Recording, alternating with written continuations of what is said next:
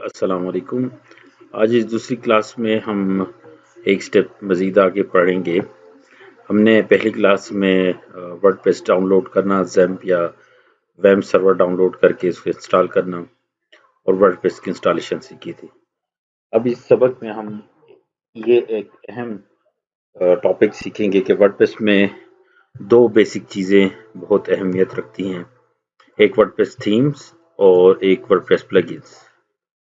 हर website के लिए जो लेआउट, जो उसका डिज़ाइन होता है, जो फ्रंट एंड पे, जो होम पेज पे नज़र आता है, वो उसकी थीम होती है। ये बहुत इंपॉर्टेंट होती है। और फिर जिस किस्म की वेबसाइट बनानी है, उस तरह के प्लगइन्स की ज़रूरत पड़ती है। वर्डप्रेस एक जनरल पर्पस के लिए एक कॉमन CMS है, जिसपे कई तरह के काम हो सकते हैं। तो फिर स्पेसिफिक किसी खास काम के लिए उसके अलग से प्लगइन्स इंस्टॉल किए जाते हैं।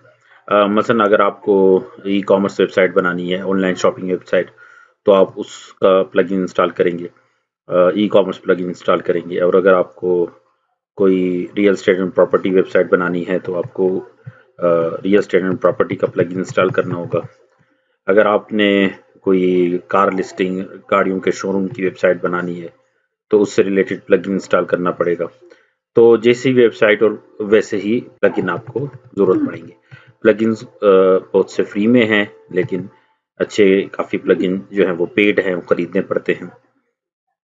इसी तरह थीम भी फ्री और पेड दोनों तरह की अवेलेबल होती है। तो कोई भी वेबसाइट का जो स्टार्ट है, वो पहले थीम सिलेक्शन से होता है। थीम सिलेक्शन बहुत इंपॉर्टेंट है।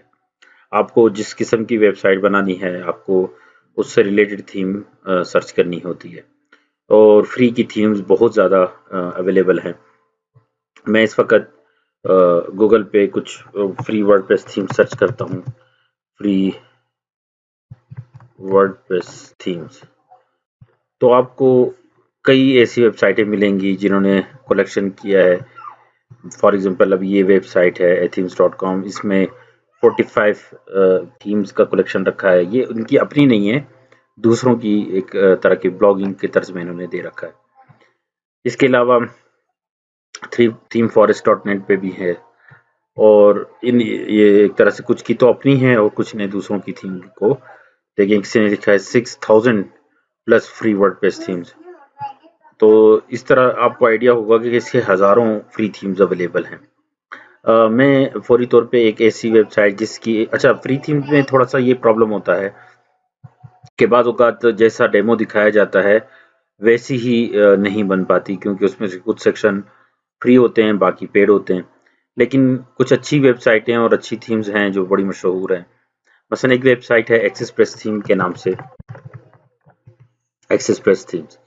इस वेबसाइट की जो फ्री थीम्स हैं, वो एक तो रियल में जितना वो जैसे दिखाएंगे डेमो में, एज इट इज़ आपको मिलेगी।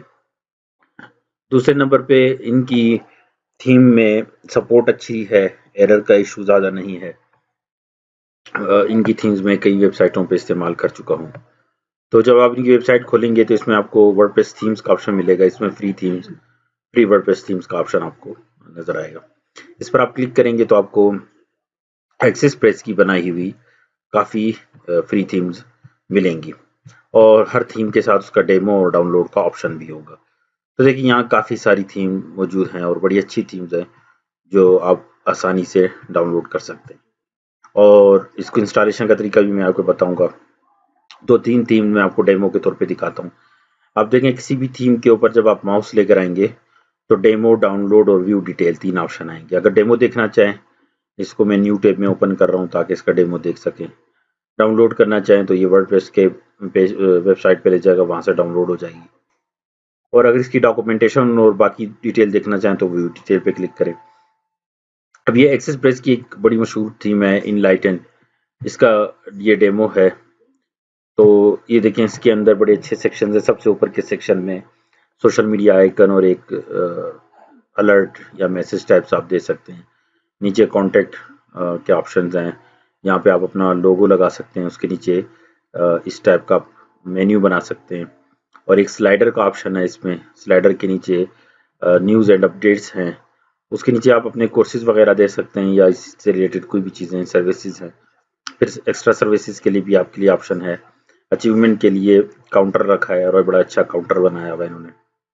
वीडियो सेक्शन भी इसके अंदर मौजूद है और कॉल टू एक्शन सेक्शन के जिससे यूज़र जो है वो आपके किसी फॉर्म वगैरह पे जंप कर जाए तो कॉल टू एक्शन भी मौजूद है। टेस्टिमोनियल के लिए और एफएक्यूज के लिए भी बड़ा ज़बरदस्त सेक्शन बनाया है और ब्लॉग के लिए देखिए ब्लॉग सेक्शन भी इसके अंदर मौजूद है और क्लाइंट सेक्शन है, फुटर है। तो बहुत अच्छे सेक्शंस के अवेलेबल हैं और बड़ी एक प्यारी थीम है। इसी तरीके से एक और थीम हम यहाँ देखते हैं, ये है कंस्ट्रक्शन थीम है। लेकिन ज़रूरी नहीं है कि जो थीम अब जैसे ये एजुकेशन थीम है इनलाइटन, तो आप इसको दूसरे किसी मकसद में भी इस्तेमाल कर सकते हैं। मैं क्लाइंट के लिए इसको मुख्तलिफ मकासद के लिए इस्तेमाल कर चुका हूँ। इसी तरीके से कंस्ट्रक्शन थीम है। ज़रूरी नहीं है कि आप इसको सिर्फ कंस्ट्रक्शन कंपनी के लिए इस्तेमाल करें। आप इसको कंस्ट्रक्शन कंपनी के अलावा किसी और कस्टमर के लिए, स्कूल के लिए, आईटी कंपनी के लिए, किसी के लिए भी यूज़ कर सकते हैं। इसके अंदर ऊपर कॉन्टैक्ट के लिए बार नहीं है, अलबत्ता मेन्यू है और साथ में लोगो का ऑप्शन है, स्लाइडर है। स्लाइडर के नीचे अबाउट सेक्शन है, अबाउट सेक्शन के नीचे सर्विसेज सेक्शन है, फिर टीम है, टीम मेंबर्स ऐड कर सकते हैं, पोर्टफोलियो लगा सकते हैं कि जो प्रोजेक्ट्स आप कर चुके हैं और ब्लॉग का सेक्शन है। कॉल टू एक्शन के लिए एक सेक्शन बनाया गया है और अगर ई कॉमर्स वेबसाइट भी साथ में चलना चाहें तो शॉप का सेक्शन भी है और टेस्टिमोनियल है। इसके बाद क्लाइंट सेक्शन है और फुटर है। ये भी अच्छी थीम है। तो इस तरह आप थीम्स को देख के अपनी मर्जी से पहले एक थीम सेलेक्ट करेंगे। तो फिलहाल हम जो थीम स्टार्ट करने लगे हैं वो ये कंस्ट्रक्शन थीम है और इसको इंस्टॉल करने के तरीक़ाकार भी हम सीखेंगे। अब ये एक अहम बात है कि जब आप थीम इंस्टॉल करते हैं तो आप लोकल होस्ट पे कर रहे हैं या ऑनलाइन कर रहे हैं। अगर आप लोकल होस्ट पे कर रहे हैं, जैसे हमने लोकल होस्ट पे एक वो बनाया था माई वेब के नाम से, एक आई थिंक माई वेब था, एक फोल्डर बनाया था जिसमें हमने वर्डप्रेस इंस्टॉल किया था, उसको ओपन कर लेते हैं। और अगर आपकी वेबसाइट लाइव है तो थीम की इंस्टॉलेशन काफ़ी आसान हो जाती है, आपको डाउनलोड भी नहीं करना पड़ता। फॉर एग्जांपल अब ये थीम है, इसको चाहें तो यहाँ भी डाउनलोड का ऑप्शन आ रहा है थीम के डेमो में। और इसके अलावा जब वेबसाइट जब ये डेमोज के लिए आपने फ्री थीम्स पे गए थे एक्सप्रेस की वेबसाइट पर, तो इसमें भी डाउनलोड का ऑप्शन था। ये देखिए यहाँ पे भी डाउनलोड का ऑप्शन है, यहाँ पे डाउनलोड पे क्लिक कर लें या देखिए यहाँ पे आप क्लिक करेंगे तो ये आपको वर्डप्रेस की वेबसाइट पे ले जाएगा और वर्डप्रेस की अपनी ऑफिशियल वेबसाइट से आप इस थीम को डाउनलोड कर सकते हैं। तो अभी इस वक्त ये वो वेबसाइट है जो हमने पिछले सबक में इंस्टॉल की थी। इस पर हम दोबारा लॉगिन होते हैं, लोकल होस्ट /myweb/wp-admin। इसके बाद आपसे आपका यूजर नेम पासवर्ड पूछा जाएगा जो आपने वेबसाइट बनाते वक्त इसमें सेट किया था, उससे आप इस वेबसाइट में लॉगिन हो जाए। इसके बाद नेक्स्ट स्टेप है थीम की इंस्टॉलेशन। तो थीम को ये थीम हम क्लोज कर देते हैं। फिलहाल हम इस थीम को जो थीम कंस्ट्रक्शन थीम है इसकी डिटेल ओपन करके इसका नाम वहाँ से एज इट इज़ कॉपी करके इसे इंस्टॉल करने की कोशिश करते हैं। तो इसके लिए हम आएंगे पहले इस थीम पर, इसकी व्यू डिटेल पे क्लिक कर देते हैं। हम इसका डेमो तो ये देखें ओपन है, हम चेक कर चुके हैं।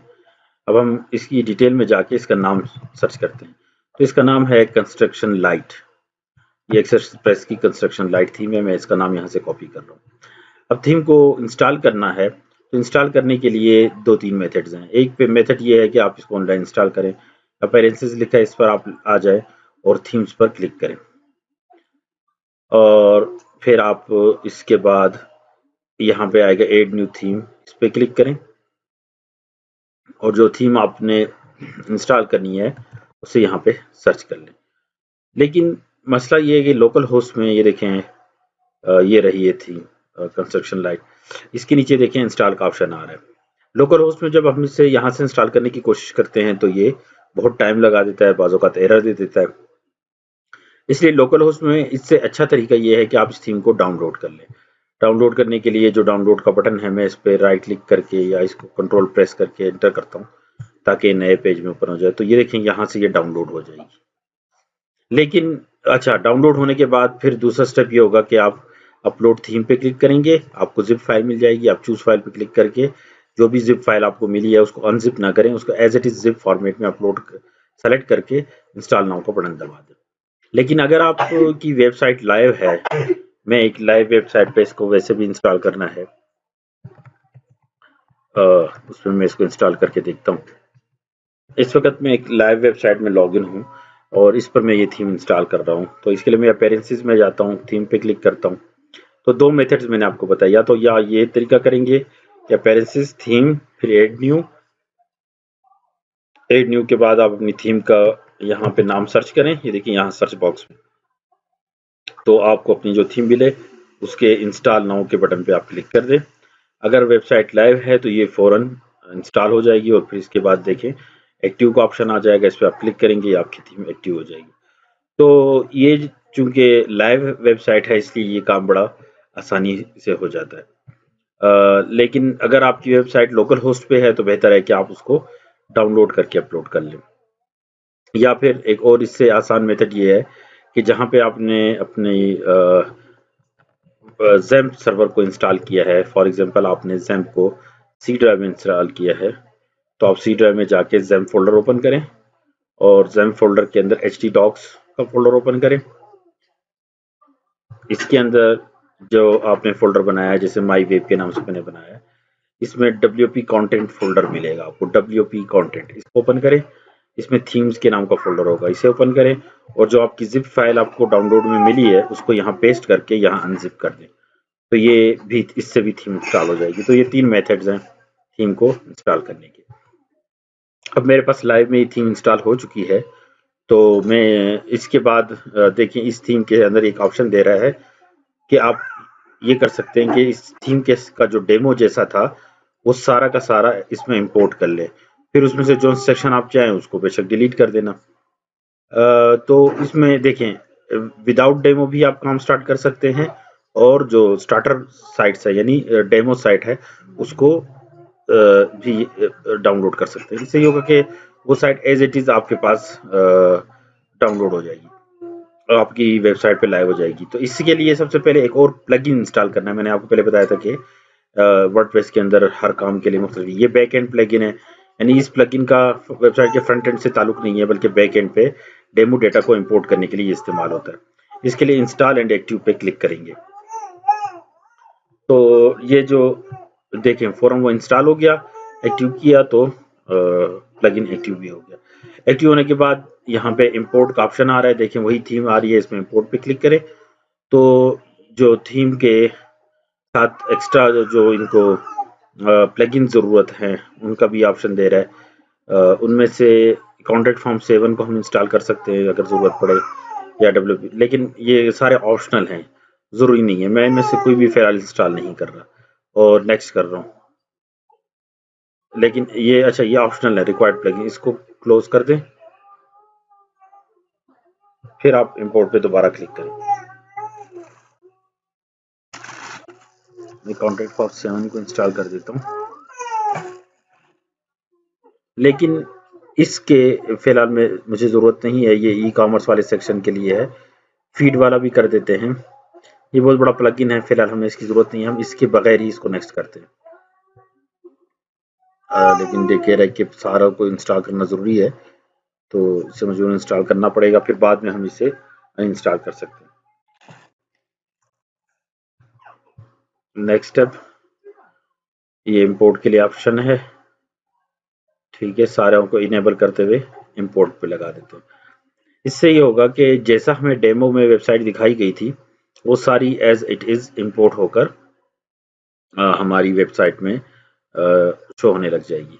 तो हमारी जो वेबसाइट है ये इंपोर्ट कंप्लीट हो जाए, हम इस देखें व्यू साइट पे क्लिक करते हैं तो जो डेटा हमें वहाँ नज़र आ रहा था वो सारा डेटा डेमो डेटा ये देखें यहाँ पर इंपोर्ट होकर आ गया। एक्सेप्ट कुछ ऐसी तस्वीर हैं जो इंपोर्ट नहीं हुई हैं, बाकी डेटा जैसा वहाँ पे नज़र आ रहा था वो सारा का सारा यहाँ पे इंपोर्ट हो गया। हाँ, डेमो में कुछ पिक्चर्स थी, जो पिक्चर्स यहाँ पे नहीं आई हैं, तो बाकी वेबसाइट यहाँ पे इंपोर्ट हो चुकी है।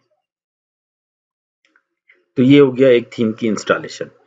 अब नेक्स्ट स्टेप में हमें इस थीम को कस्टमाइज करना है। एक और अहम बात ये कि ज़रूरी नहीं है आप इसका डेमो डेटा इंपोर्ट करें। आपको डेमो में जो सेक्शंस नज़र आ रहे हैं वो मैन्युअली भी आप उनको हर स्टेप सेक्शन को बना सकते हैं।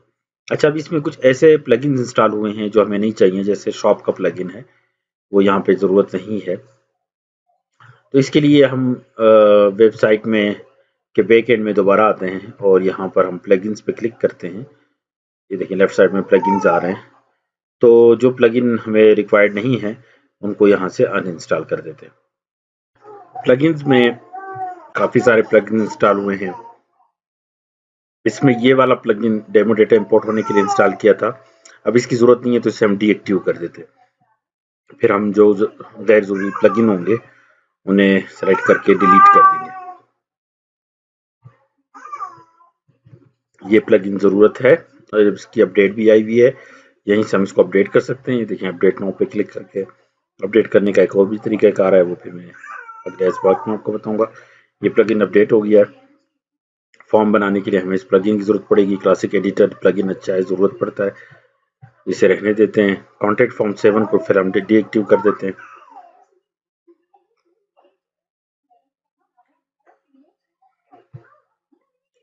और वो कॉमर्स प्लगइन को भी डीएक्टिवेट कर देते हैं।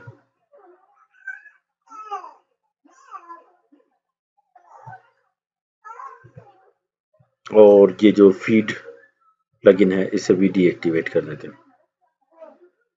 टीम वाले प्लगइन को फिलहाल रहने देते हैं और जो ज़रूरत प्लगइन नहीं है इन सब को सेलेक्ट करके एक ही बारी में डिलीट कर देते हैं।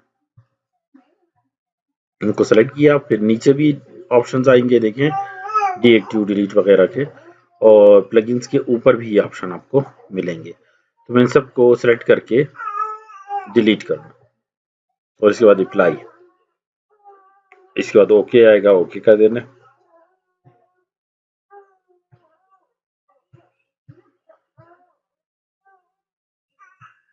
ये देखिए सारे सेक्शन डीएक्टिव हो चुके हैं। अब हम जब इसको रिफ्रेश करेंगे, चूंकि वो कॉमर्स हमने अनइंस्टॉल कर दिया है, तो वो कॉमर्स वाले सेक्शन में वो प्रोडक्ट्स जो हैं वो शो नहीं हो रही और कुछ चीज़ें शायद और भी काम ना करें। इसके बाद नेक्स्ट टाइम पे हमने इसको अपनी मर्जी से इसके लिए स्लाइड्स वगैरह डिज़ाइन करनी है और इसे कंप्लीट करना है। तो हम हर थीम के साथ उसकी एक डॉक्यूमेंटेशन होती है। ये हमने जो थीम इंस्टॉल की कंस्ट्रक्शन लाइट, इसके अंदर भी आप अगर नीचे आएंगे तो इसका जो पेज है इसमें व्यू डॉक्यूमेंटेशन होगा। इस पर आप क्लिक करेंगे तो यहाँ पे सारी इंस्ट्रक्शंस लिखी होंगी इस डॉक्यूमेंटेशन में कि थीम का होम पेज कैसे डिज़ाइन करना है, होम पेज का हर सेक्शन कैसे कैसे एडिट करना है। तो आमतौर पे इसका ये तरीका होता है कि इसमें कस्टमाइज का ऑप्शन होता है। इस कस्टमाइज के ऑप्शन को यहाँ से भी आप ओपन कर सकते हैं, और दूसरा बैक एंड में अपीयरेंसेस पे आएंगे तो यहाँ पे भी आपको यही कस्टमाइज का ऑप्शन मिलेगा। तो होम पेज पर भी कस्टमाइज का ऑप्शन आपको मिलेगा और यहाँ अपीयरेंसेस में भी आपको कस्टमाइज का ऑप्शन मिलेगा। कस्टमाइज में जाने के बाद इसमें काफ़ी सारे सेटिंग्स आपको यहाँ मिल जाएंगी। इसमें सबसे पहले जनरल सेटिंग है, इसमें हम जाके चेक करते हैं कि क्या क्या सेटिंग्स में हो सकती हैं। इसमें inner page title bar background. Inner page title background क्या है कि हम जब कोई पेज ओपन करते हैं, मैं ये एक ब्लॉग पे जाता हूँ, इसमें एक सिंपल सा कोई पेज ओपन करते हैं, ये एक पेज है, इनर पेज है, ठीक है। इसके ऊपर आप देख रहे हैं ये ब्लैक एरिया आ रहा है, कोई तस्वीर वगैरह इसमें नहीं है। तो अगर आप इस इनर पेज के टाइटल के बैकग्राउंड को तस्वीर लगाना चाहते हैं, देखिए इसका टाइटल यहाँ आ रहा है पेज का, ठीक है। ये डेमो डेटा इंपोर्ट हो गया है वेबसाइट के साथ। अगर इसके बैकग्राउंड पे कोई पिक्चर लगाना चाहते हैं तो आप यहाँ से लगा सकते हैं। इसी तरह टेम्पलेट के कलर्स वगैरह, इसका डिफ़ॉल्ट कलर येलो है, सारे सेक्शंस जो हैं वो देखें इसी कलर में आ रहे हैं, बल्कि ऑरेंज टाइप सा कलर है।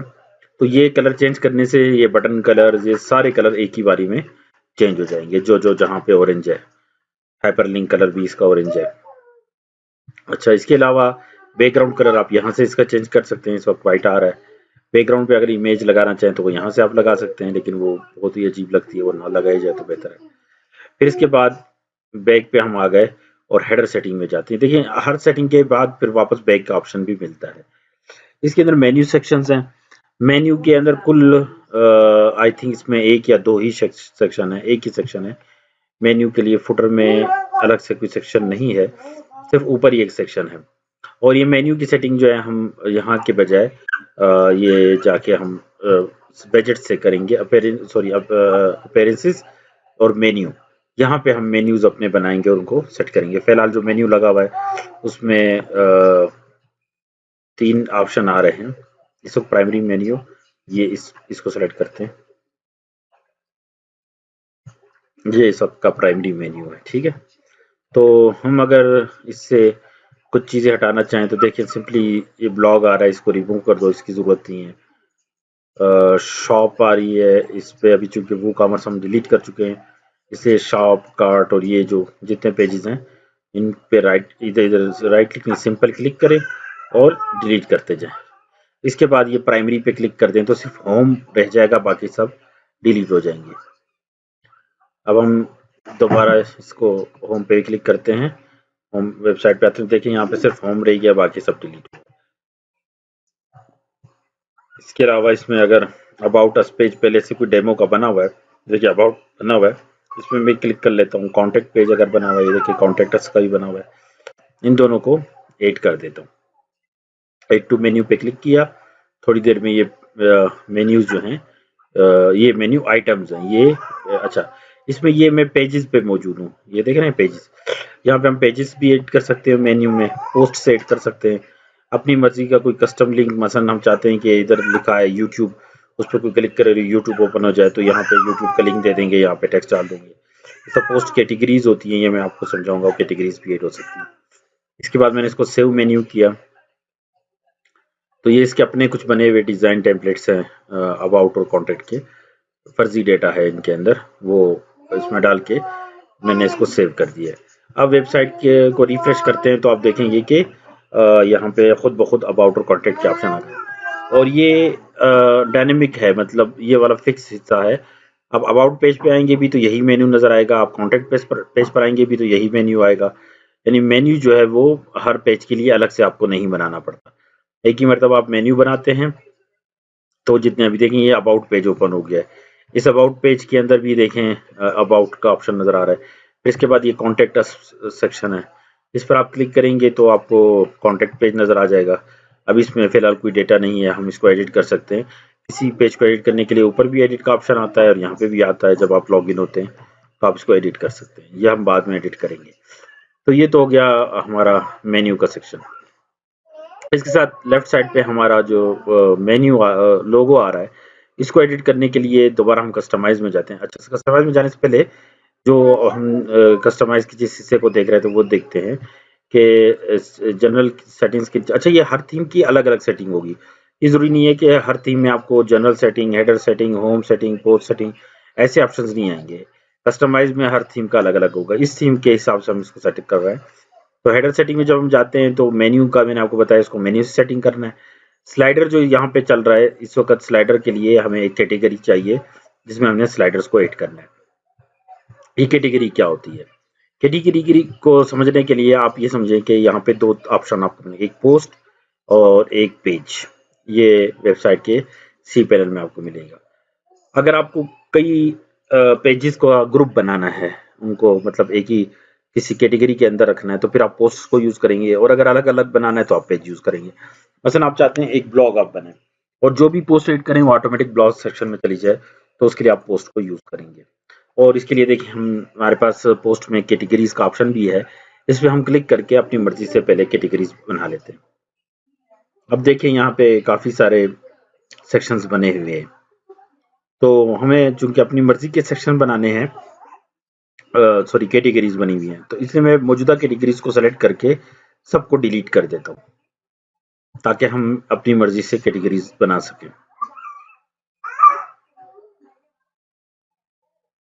तो देखिए सिर्फ एक ही कैटेगरी रह गई और जितनी पोस्टें बनी हुई थी फर्जी वो सारी इसी के अंदर चली गई। तो मैं दोबारा ऑल पोस्ट में आता हूँ।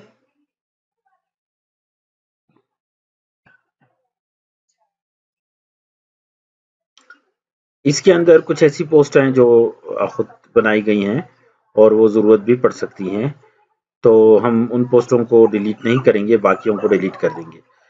फॉर एग्जांपल ये mobile app development, software development, ये पोस्टें खुद से बनाई हैं, लिहाजा इनको डिलीट नहीं करते हैं। और जो ऐसी पोस्टें होंगी जिनकी ज़रूरत नहीं होगी उनको डिलीट कर देंगे। ये website designing, social media marketing, ये पोस्ट खुद बनाई गई हैं, तो इनको रहने देते हैं, बाकी पोस्ट को हम मूव टू ट्रैश कर देते हैं। अब हमारे पास सारी गैर ज़रूरी पोस्ट डिलीट हो चुकी हैं। जो मौजूदा पोस्ट है वो एक अनकैटेगराइज कैटेगरी में है, इसे हम ज़रूरत के वक्त अपनी सही कैटेगरी में शिफ्ट कर देंगे।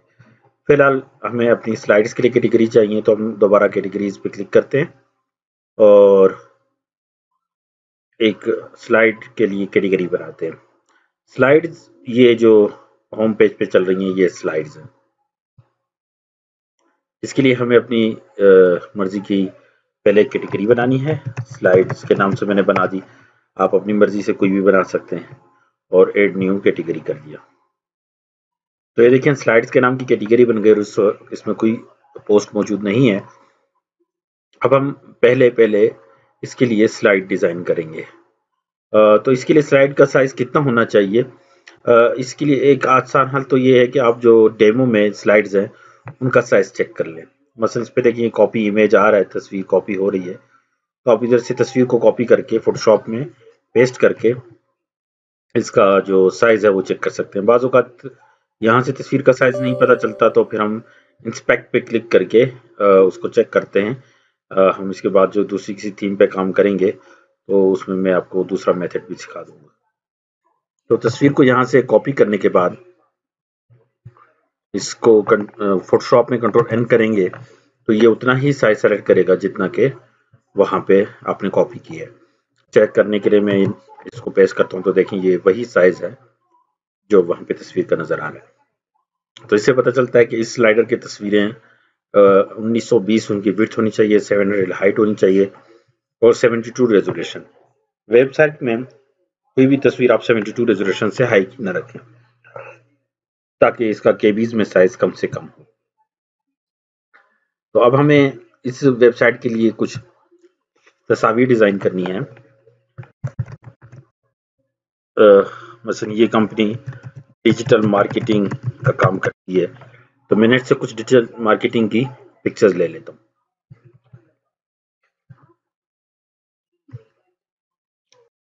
हम ऐसी तस्वीर लेंगे जो डिजिटल मार्केटिंग से कुछ मैच करती हो, जैसे ये तस्वीर है, इसको मैं ये कॉपी कर रहा हूँ और फोटोशॉप में लाके मैं कोशिश ये करूँगा कि इसी ही साइज में इसे एक्सटेंड किया जाए।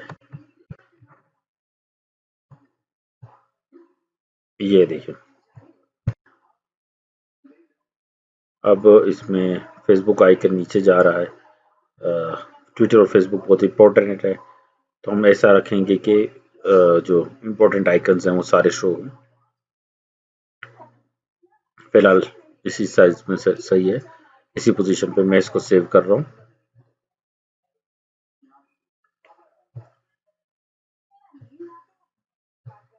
और इसके लिए एक मैं फोल्डर बनाया है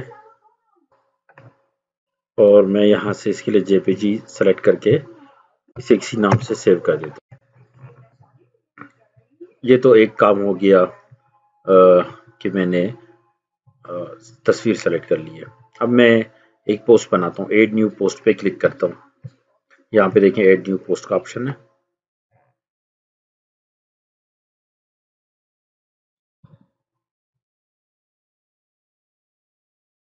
और अपनी पोस्ट को एक टाइटल देता हूँ, डिजिटल मार्केटिंग,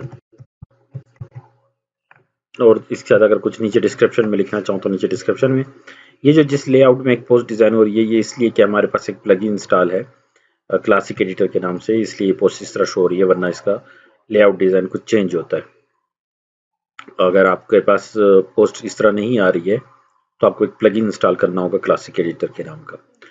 इसके अलावा दूसरा काम ये करना है कि लेफ्ट साइड पे जो हमने कैटेगरी बनाई थी स्लाइड्स के नाम से, उस कैटेगरी को सेलेक्ट कर लेना है।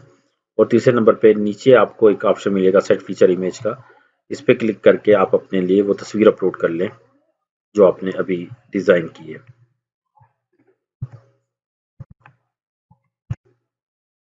तस्वीर अपलोड होने के बाद सेट फीचर इमेज का नीचे आपको बटन मिलेगा, इस बटन पे आप क्लिक करें और इस पोस्ट को आप पब्लिश कर दें।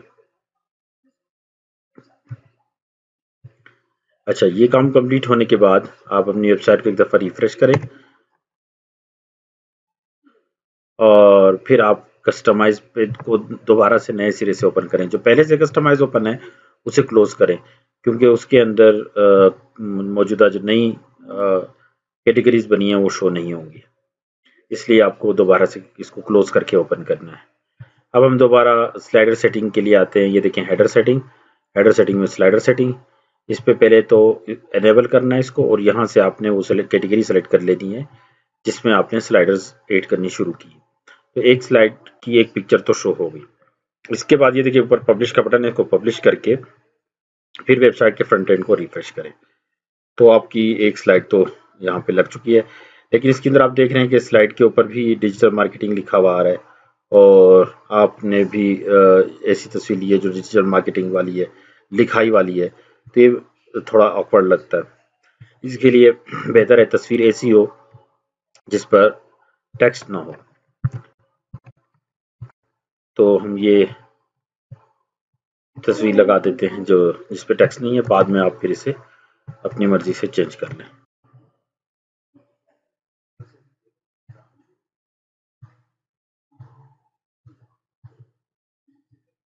आपकी जितनी तस्वीरें आप स्लाइडर के यूज करेंगे उनका इसी कैनवस के अंदर रखें ताकि उनका साइज सेम हो। फोटोशॉप के से एक कैनवस सेलेक्ट करके सारी तस्वीरों को उसी में ही सेट करने की कोशिश करें।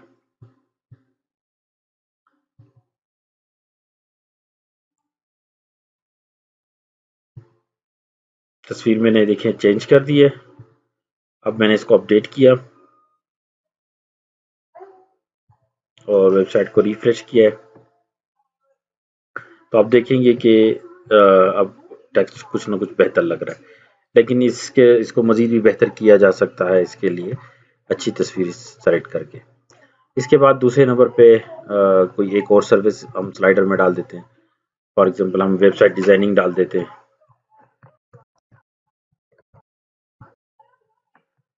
और ऐसी तस्वीर सेलेक्ट करते हैं जिसपे लिखाई ना हो।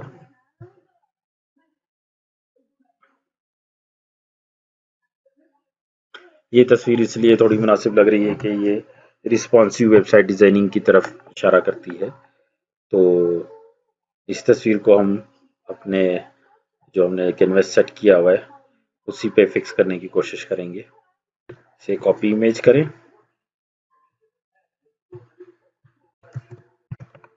फोटोशॉप में लाएं, फिर इसे ड्रैग करके अपने कैनवस पे ड्रॉप करें।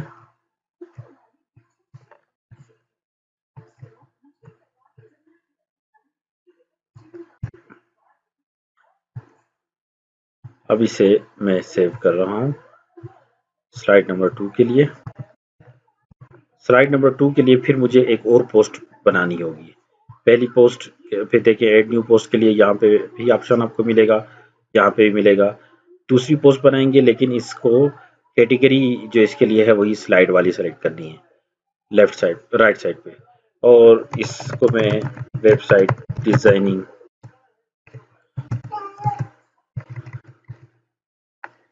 इसको टाइटल दे देता हूँ और नीचे से इसके लिए एक तस्वीर सेलेक्ट कर लेते हैं।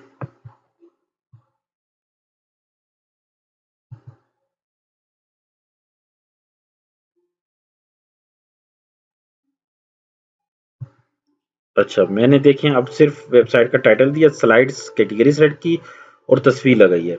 इसको पब्लिश करते ही ये खुद ब खुद स्लाइडर में दूसरी तस्वीर आ जाएगी, क्योंकि हमने कस्टमाइज में इस कैटेगरी सेलेक्ट कर दी थी। तो अब इस कैटेगरी में जितनी भी पोस्टें होंगी और उनकी तस्वीर होंगी वो ऑटोमेटिक यहाँ पे आना शुरू हो जाएंगी। ये देखें जो अभी हमने पोस्ट डाली है वो भी यहाँ आ रही है, और स्लाइडर के अगर आप इधर क्लिक करें तो देखें स्लाइडर खुद ब खुद चलना शुरू हो गया है। तो ये दोनों तस्वीरें खुद ब खुद आ गई, लेकिन देख रहे हैं कि लिखाई इसके ऊपर अच्छी नहीं लग रही, इसलिए आपको इससे रिलेटेड और इसके मुनासिब कोई सेलेक्ट करनी पड़ेगी, ऐसी तस्वीर के जो जिस पे टेक्स्ट अच्छा लगे। इसके बाद यहाँ पे अबाउट अस सेक्शन है जो नज़र नहीं आ रहा, वो सेक्शन कहाँ है और उसको देखते हैं हम डेमो में। देखें इसमें इस सेक्शन के बाद ये अबाउट सेक्शन है, ये सेक्शन कस्टमाइज में हमें मिल जाना चाहिए। हम वेबसाइट के कस्टमाइज में दोबारा आते हैं। अच्छा, वेबसाइट की हेडर सेटिंग के अंदर एक स्लाइडर था और एक साइट आइडेंटिटी। साइट आइडेंटिटी में लोगो और नाम वगैरह आप लगा सकते हैं। अगर आप वेबसाइट की यहाँ पर नाम की जगह कोई लोगो अपलोड करना चाहें तो सेलेक्ट लोगो करके आप तस्वीर अपलोड कर सकते हैं। और ये काम करने के बाद आप फिर दोबारा बैक साइड पे हैं, होम पेज सेटिंग्स में हैं। इसमें सबसे ऊपर आपको अबाउट सेक्शन मिलेगा। अबाउट सेक्शन के लिए हमें एक पोस्ट बनानी पड़ेगी, और ये देखिए मौजूदा पोस्टों में से कोई पोस्ट भी इसके लिए मुनासिब नहीं है, तो हमें ये पोस्ट बनानी है और इसको एक ऐसी कैटेगरी में रखना है। कैटेगरी भी इसके लिए कोई और सोचेंगे। मौजूदा कैटेगरी जो है स्लाइड्स और अनकैटेगराइज। इसके अलावा इसके लिए यहाँ से डायरेक्ट यहाँ भी कैटेगरी बनाने का ऑप्शन होता है, तो हम इसकी अपनी एक कैटेगरी बना देते हैं अबाउट के नाम से। इसको स्लाइड में नहीं रखना क्योंकि इसको हम स्लाइडर पे शो नहीं करना चाहते। और जो अबाउट अस पेज का डेटा है वो उसमें से कुछ कॉपी करके, ये एक पेज है, पोस्ट नहीं है, कुछ डेटा मैं यहाँ से कॉपी कर रहा हूँ। पहले ऊपर लिख रहा हूँ हु वी आर, हम कौन हैं। और यहाँ पे दो ऑप्शन मिलते हैं, विजुअल और टेक्स्ट। टेक्स्ट ऑप्शन पे आके मैं इसको पेस्ट कर रहा हूँ ताकि जहाँ से कॉपी किया है उसके फॉन्ट्स यहाँ पे ना आए। और अबाउट कैटेगरी, इसके साथ में कोई तस्वीर फिलहाल अपलोड नहीं कर रहा हूँ। इसे पब्लिश करके देखते हैं कि क्या तस्वीर ऑटोमेटिक, यहाँ पे हम कस्टमाइज में देखते हैं तस्वीर के लिए नहीं, तस्वीर नहीं है, तो हमें अबाउट के लिए एक लोगो या साइट की तस्वीर सेलेक्ट करनी होगी जो यहाँ पे नजर आएगी। ये जहाँ पे ये खातून की तस्वीर आ रही है यहाँ पे वो तस्वीर नजर आएगी। इसके लिए हम कोई तस्वीर देख लेते हैं कि अगर हमारी इन मौजूदा तस्वीर में से कोई तस्वीर उससे मुनासिबत से हुई तो लगा दिए जाएंगी, वरना इसके लिए हमें एक तस्वीर बनानी पड़ेगी। हम सर्च कर लेते हैं अबाउट अस के लिए एक तस्वीर। मैं फिलहाल ये तस्वीर रख रहा हूँ।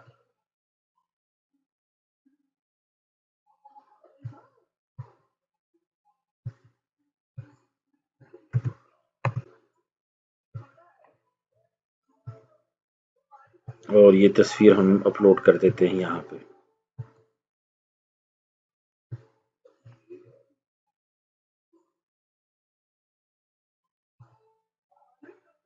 तो ये हमने अबाउट अस की एक पोस्ट बना दी है और इसको पब्लिश किया है। इसके बाद मैं दोबारा से कस्टमाइज वाले सेक्शन को ओपन करता हूँ। अपीयरेंसेस और कस्टमाइज, हर काम के बाद फ्रेश कस्टमाइज सेक्शन ओपन करना है। जो पुराना कस्टमाइज ओपन है उसको क्लोज कर देना है, क्योंकि उसमें नई जो अपडेट्स कैटेगरी वगैरह बनाई होती हैं वो शो नहीं होती हैं। हम दोबारा होम सेटिंग्स में आते हैं, इसमें अबाउट सेक्शन में आते हैं, और हमने जो अभी हु वी आर पोस्ट बनाई है उसे सेलेक्ट करते हैं, तो नीचे हमें ये देखें वो अबाउट अस सेक्शन नज़र आना शुरू हो गया। और फिर इसको हम पब्लिश करके वेबसाइट के फ्रंट एंड को चेक करते हैं। तो आप देख रहे हैं कि हमने 2-3 सेक्शंस अपनी मर्जी से डिज़ाइन कर लिए हैं। ऊपर हमने मेन्यू बनाया, लोगो का सेक्शन देखा, स्लाइडर देखा और अबाउट अस सेक्शन देखा।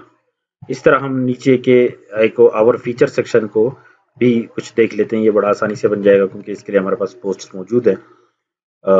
देखते हैं कि उसमें अगर ज़्यादा अकाउंट नहीं है तो उसे फ़ौरन बना देते हैं। इसको बैक पे करते हैं तो ये देखिए फीचर सेक्शन है। फीचर सेक्शन के लिए जो तस्वीर है, जो तस्वीर यहाँ पे फीचर सेक्शन में नज़र आती है ये वाली, इस तस्वीर के लिए हमारे पास एक तस्वीर मौजूद है, हम उसको ही ट्राई करते हैं। ये तस्वीर है, इसे लगाते हैं और साथ में एक कैटेगरी सेलेक्ट करनी है जिससे पोस्टें नज़र आएंगी। तो हमारे पास इस वक्त कोई कैटेगरी यहाँ पे नहीं है। हमारे पास अनकैटेगराइज में जो पोस्टें हैं उनको हम ट्रांसफ़र कर देते हैं अपनी मर्जी की कैटेगरी में। हम एक कैटेगरी बनाते हैं सर्विसेज के नाम से।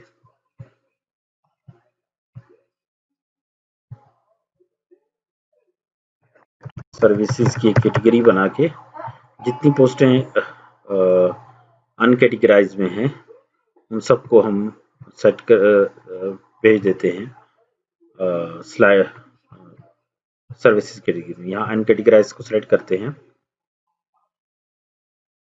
फिलहाल इसमें से 3-4 पोस्टें ऐसी हैं, मसलन हम मोबाइल ऐप सॉफ्टवेयर, इनको मैं एडिट पे क्लिक कर रहा हूँ ताकि मैं इनकी कैटेगरियाँ चेंज कर सकूँ। वेबसाइट और सोशल मीडिया मार्केटिंग, इन 4 को मैं सर्विसेज सेक्शन में, देखिए यहाँ अनकैटेगराइज को अनचेक करके सर्विसेज को चेक लगा के अपडेट कर रहा हूँ। एक को मैंने अपडेट किया, इसी तरह मैंने दूसरे को अपडेट किया,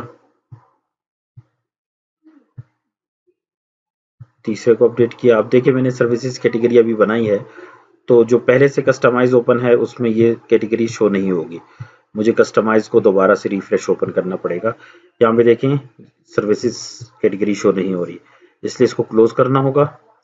और ये जो हमने अभी एडिट की हैं इनको भी क्लोज कर देते हैं और दोबारा से अपीयरेंसेस में जाके कस्टमाइज सेक्शन को ओपन करना है। फिर हम होम सेटिंग्स पे जाएंगे और अब फीचर सेक्शन में हमने जो कैटेगरी बनाई है सर्विसेज की वो नज़र आ रही है और इसका टॉप टाइटल आ रहा है व्हाट वी ऑफर। इसको हम टाइटल दे देते हैं और यहाँ हम लिख लेते हैं आवर सर्विसेज और इसे पब्लिश करके चेक करते हैं कि ये कैसे शो होगा। इसके लिए मैं इसे न्यू टैब में ओपन करके चेक करते हैं कि क्या ये अच्छा लग रहा है या। देखें इस बन गया है। इसके साथ जो आइकन्स आ रहे हैं, आइकन्स का चूंकि बैकग्राउंड कलर है वो ट्रांसपेरेंट नहीं है, इसलिए वो आइकन अच्छे नहीं लग रहे, तो हमें इन आइकन्स को एडिट करना होगा। इसके अलावा ये एक सेक्शन है आवर वर्क यानी पोर्टफोलियो का, इसको हम आर्जी तौर पे डिसेबल कर रहे हैं। डिसेबल करने के लिए ये टीम सेक्शन है, इसको भी यहाँ से इनेबल को हटा देते हैं और टीम के बाद पोर्टफोलियो सेक्शन है, इसको भी फिलहाल डिसेबल कर देते हैं। पोर्टफोलियो के बाद ब्लॉक सेक्शन को भी डिसेबल कर देते हैं। ये सेक्शंस फिलहाल नहीं चाहिए। हाँ, कॉल टू एक्शन इंपॉर्टेंट है, उसे हम रखेंगे। शॉप को डिसेबल करेंगे और टेस्टिमोनियल को फिलहाल डिसेबल करेंगे जिसमें कस्टमर्स के कमेंट्स लिखे जाते हैं, और क्लाइंट सेक्शन को भी डिसेबल कर रहे हैं। ये बाद में इनेबल करके इसको बनाया जा सकता है।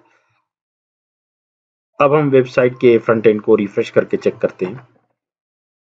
तो हमारी वेबसाइट के अंदर आप देख रहे हैं ऊपर से जो सेक्शन हमने डिसेबल कर दिए हैं वो आर्जी तौर पे बंद हो गए। ये कॉल टू एक्शन है, मतलब आप जो सर्विस दे रहे हैं, अगर कस्टमर को आप ऑफर देना चाहते हैं कि क्या यानी आपने सर्विस अपना तारुफ कराया, तारुफ के बाद आप अपनी सर्विसेज बताई, इसके बाद नेक्स्ट सेक्शन पे आप उसको एक्शन के लिए आमादा करते हैं कि आपने हमारी सर्विसेज तारुफ पढ़ लिया, क्या आपको हमारी सर्विस में इंटरेस्ट है, तो आप इस पर क्लिक करें और हमसे कॉन्टेक्ट करें। ये बहुत इंपॉर्टेंट सेक्शन होता है। ये कॉल टू एक्शन सेक्शन है। इसके अंदर कोई भी आप टाइटल देते हैं, do you need our services,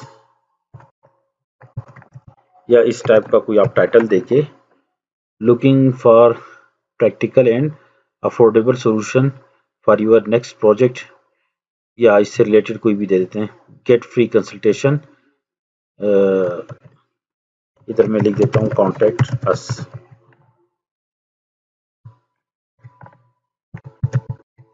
और यहाँ पे हमने लिंक डालना होगा। फिलहाल कॉन्टैक्ट अस पेज का लिंक डाल देते हैं, बाद में इसको चेंज भी कर सकते हैं। कॉन्टैक्ट अस पे क्लिक करते हैं तो हमें कॉन्टैक्ट अस का ये देखिए एक लिंक मिल रहा है। इस लिंक को यहाँ से कॉपी करके, सॉरी, राइट क्लिक कॉपी, और यही लिंक हम यहाँ पर नीचे पेस्ट कर देते हैं। ये तो हो गया, लेकिन इसके बैकग्राउंड पे हमें एक तस्वीर लगानी होगी, क्योंकि तस्वीर जो है वो ऐसे ही ब्लर सी तस्वीर आ रही है, फर्जी तस्वीर आ रही है। तो हम यहाँ से कोई भी एक खूबसूरत सी तस्वीर ले लेते हैं और ये भी लगा सकते हैं। इसके बाद हम इसको पब्लिश करते हैं। अब वेबसाइट के होम पेज को दोबारा चेक करते हैं, तो आप देखेंगे कि वेबसाइट के यहाँ पर आपको कॉन्टेक्ट अस का ऑप्शन मिल जाएगा, यानी कॉल टू एक्शन।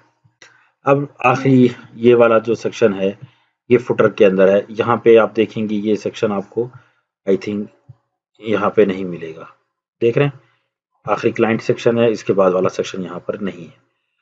तो इसके लिए हमें क्या करना होगा कि अपनी वेबसाइट के बैक एंड के अपीयरेंसेस के अंदर वेजेट्स आपको नजर आएगा, इस वेजेट पे आप क्लिक करेंगे। इसमें आपको दो मिलेंगे, एक है बॉटम फुटर 1, इसके अंदर इसने शॉप डाला हुआ है। हम चेक करते हैं कि ये है, ये बॉटम फुटर 1 2 3 है। ये आप यहाँ से आप चेंज कर सकते हैं। देखें, बॉटम फुटर 1, बॉटम फुटर 2 और बॉटम फुटर 3। तो फुटर सेक्शन जो है वो आप यहाँ से एडिट कर सकते हैं वेजेट से।